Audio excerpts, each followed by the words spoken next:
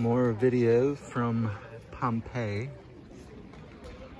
This is like a big square in here. And a statue that's missing the top of his head. And of course he's half horse.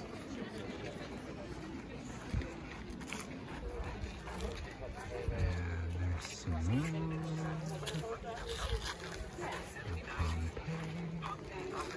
It's quite a large square area. There's Tammy Ray taking a picture of the horse guy.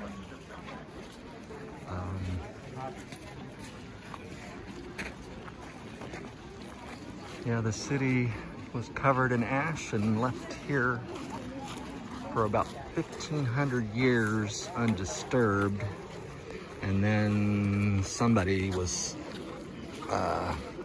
digging a well and found it. And that's how they started excavating it.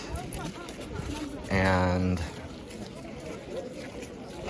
then some of the rich folks in Naples, this was like, I think 17 something year, this, you know, it was like the 18th century, 17 something, when they started excavating, but they mostly did it to retrieve valuables.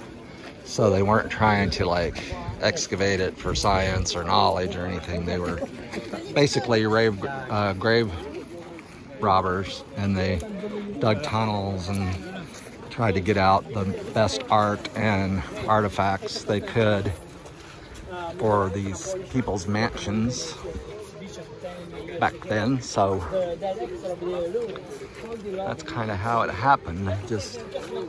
They said the Romans kind of wrote the cities off. This one in Herculaneum, they kind of wrote it off after the disaster.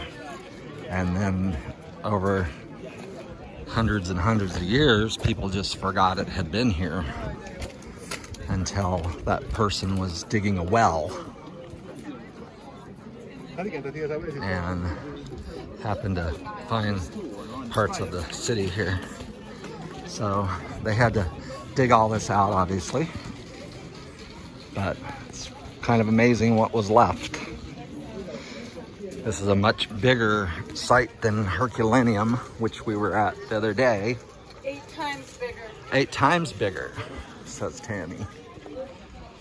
But this is one of the little main streets through here, it looks like. And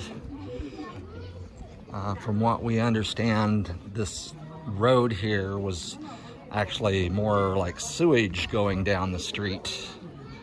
And then they put in these bigger rocks to be able to cross the street without stepping in it. So they did have a water system and a sewage system, but Lord God, I bet it was stinky. I bet it was stinky here. There's probably a lot of flies. It was probably pretty terrible, but they did have a lot of shops along the main route. And we'll see more coming soon.